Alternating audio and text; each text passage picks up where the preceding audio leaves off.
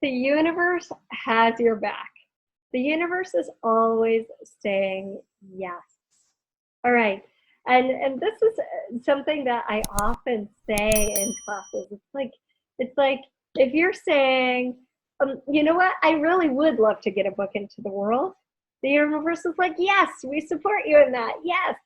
And if you're saying, but it's hard to become a published author, the universe is also saying yes, right? It's literally rearranging itself to meet that ask. So I live on the island of Maui, and I know lots of women who would like to have a partner, and they're like, "Oh yes, I'm imagining this guy and how juicy it's going to be and how wonderful." Yeah, but Maui's a small island. So did you hear how that just kind of, and there aren't that many men here, right? That just kind of canceled out their first ask.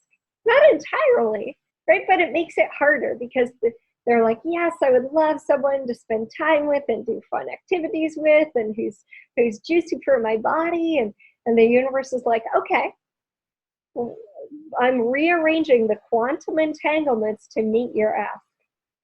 And then you say, oh, but it's hard because I live on a small island. I have never meet anybody who's suitable.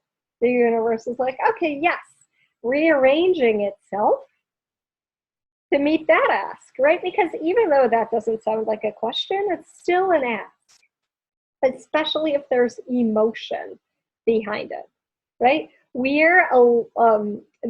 Thoughts are electrical and feelings are acoustical. And so we're actually like transmitting, like a radio tower, these asks, both positive and negative, right?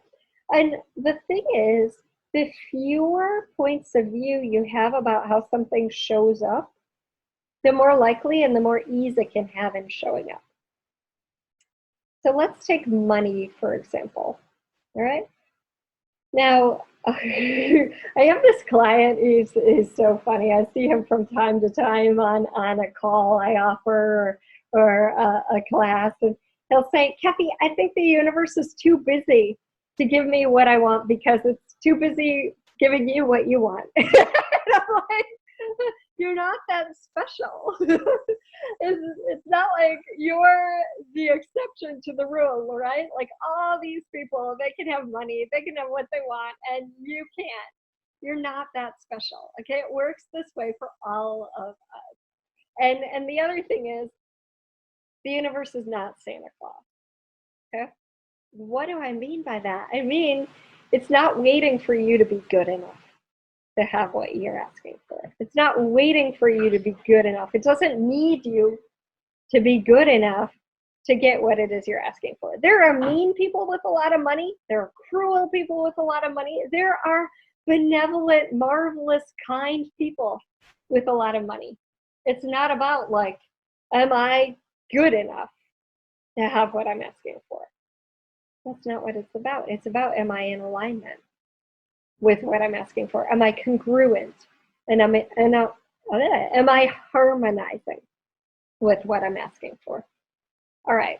So, and the thing is, the universe has no point of view about it. So if you want life to be a struggle and you want it to be, I mean, not want, but if you're asking for that, if that's what you're broadcasting, the universe loves you so much that it will rearrange itself to be that way for you. Similarly, if you're asking for ease, if you're asking for possibility, if you're asking for kind people in your life, the universe is like, awesome, I'll deliver that. It's like Amazon. If you go in there and you click on carving knife and that's what you want to order, it's delivered. If you click on, oh gosh, I just had a birthday party for my son who turned 7. If you click on, I would like to have a pin on the shark game, right, that you play and hang up on the wall, it will deliver that. It has no point of view. It never says like, well, that was a stupid thing to order. Or, oh, this is going to be the best thing in the world for you. It doesn't have that point of view. Only people have that point of view, right? So And you're already a powerful creator. Everything that's shown up in your life on some level is what you ordered up. So that's a really cool thing to acknowledge, because as you acknowledge it without judgment, it means you can change it, right? If you acknowledge it without judgment, it means, wow, I get to look at the fact that I'm a really powerful creator, right? Even if I've created crud, I'm a powerful creator. So everywhere you're unwilling to acknowledge that, wow, would you be willing to just let go of all your points of view around it, all your judgments around it, and just collapse those back to energy?